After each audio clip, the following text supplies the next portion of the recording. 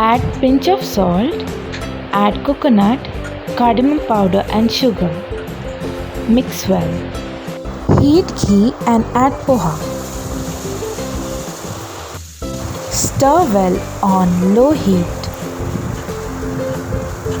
Cover with lid.